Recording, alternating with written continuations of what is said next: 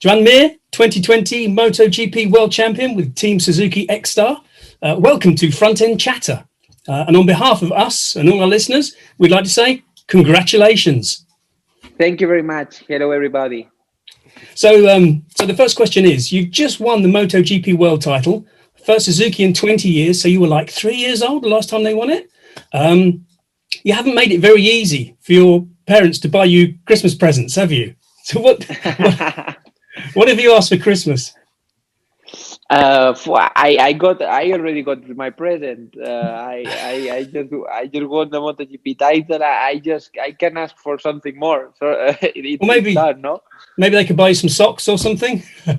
Some socks, yeah, okay, that's right. It's going to be hard to kind of pretend to be that excited once you've got the MotoGP championship in one hand and then a pair of socks in the other. Exactly. Well, if it's gold socks with MotoGP title, Joan Mir, it's okay.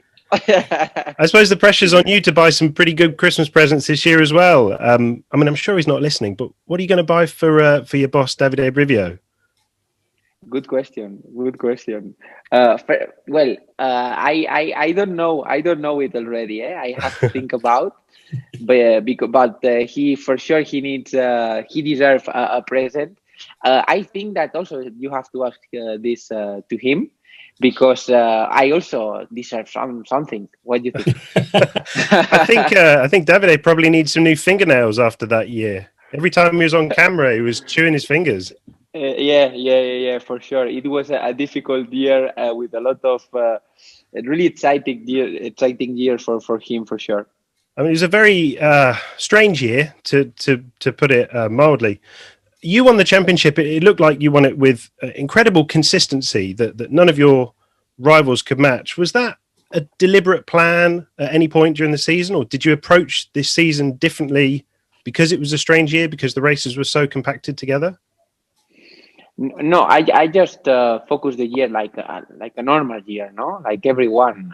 But then during the year, we saw that was quite a strange year.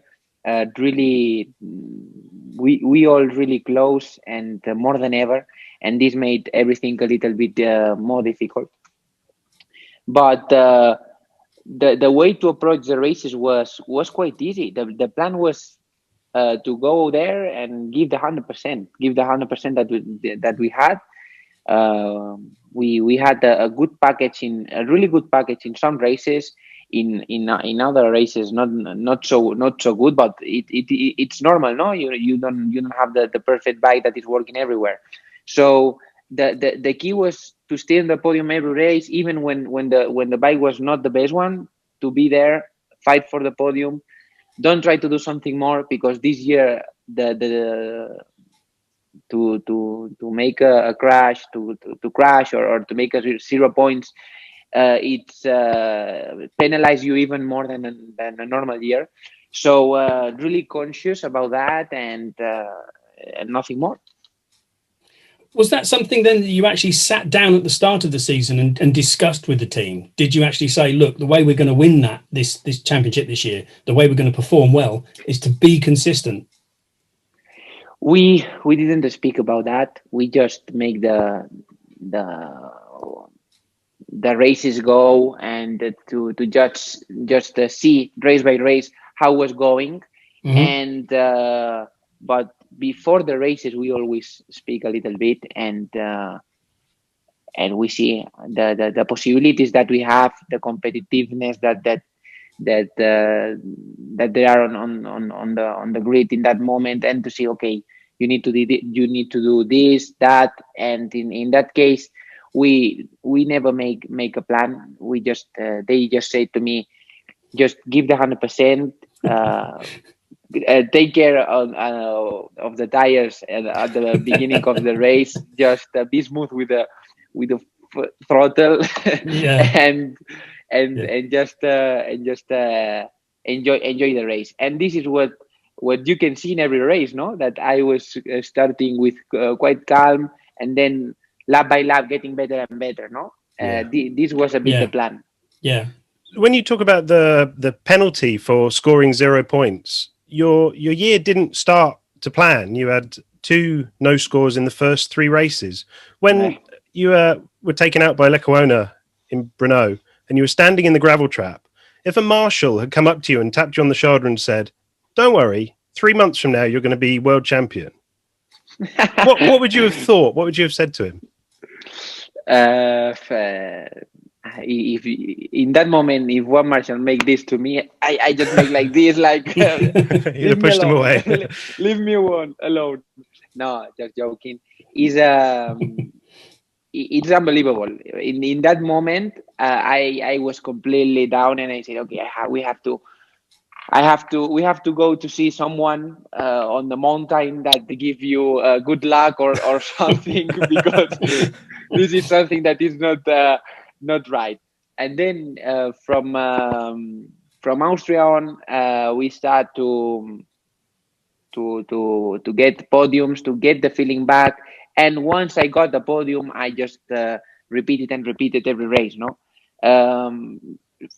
in somehow the podium gives me an extra confidence that I didn't have before, and I was confident. I was just calm, because I said, okay, Sunday I will be on the podium. Inside of me, I knew that, and then it was like that. I was on the podium, and this like this. Wow. Yeah. At the start of the season, some riders were asked who they thought would be in the top 5 this season. And even your teammate, nobody put you down at all. So was Styria that turning point where you thought, yeah, hang on, did you think I can win this? Yeah, when I saw the press conference with everybody, with the names and this, and I was not there, wow, this makes me super happy. You cannot believe that. Really? Yeah, for sure. It makes me super happy to see that I'm the champion. No, 5 months later, I'm the champion. So no, the truth is that. I was not. It was not on the plan to be world champion this year.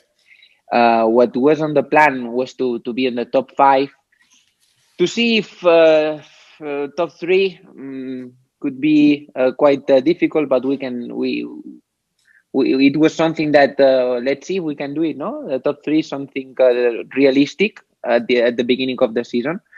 But the confidence that I got after that podium was unbelievable. And you went on to have a long run of consistency after Austria and Styria, and then I think you had 6 podiums in 7 races after that. Is that down to something in you or your riding style, or is that down to some characteristic of the Suzuki that gives you that ability to be so consistent every weekend? I think that we have a good balance. We don't have the fastest bike, the fastest package, but we have a good balanced bike. So we gave the 100% of what we had, and this is to be conscious that if we don't give the 100%, we are not there. No, I know that everyone gives the 100%, but I mean. Just explode the positive things of the bike. This is what I mean to give the 100%. Because some riders give more than 100%, and that's landed them in trouble this year.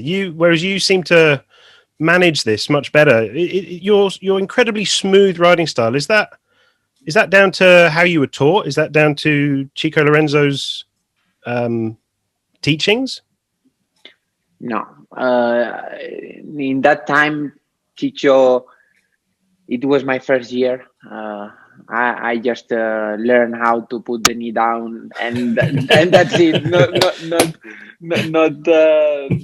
to be smooth and to ride the MotoGP bike. Not at all. Not at all. Okay.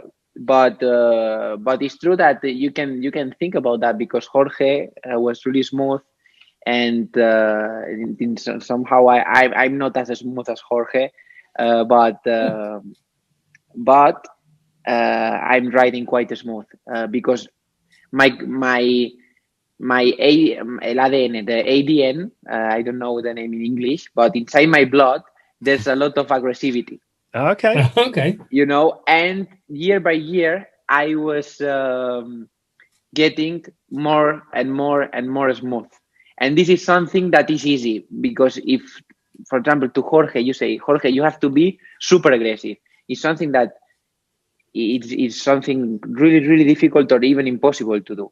But to some aggressive rider, to see that you have to be more smooth, it's something more easy to do. So you didn't get the chance to go sort of properly head to head with Marquez in 2020. Is that something that you're looking forward to next season? For sure, I'm looking forward for that. I'm looking forward to have a better package than last year. I think that we can have a great package. If we improve a little bit more from the bike, it will be a help for me to be even more competitive and to fight for the title again. So let's see. For sure, to fight with Marc Honda is really, really strong. So we have to continue pushing, and the team, even if we are world champions, we have to continue working every day and then just making everything better. Excellent. Brilliant. Thank you so much, Joan. Thank you very much. Good luck for 2021, and fingers crossed you can go from being Suzuki's first world champion in 20 years to their first double world champion since Barry Sheene. I hope this is a good numbers. I like it. Thanks very much. Thank you, Joan. Thank you. Thank you for your time.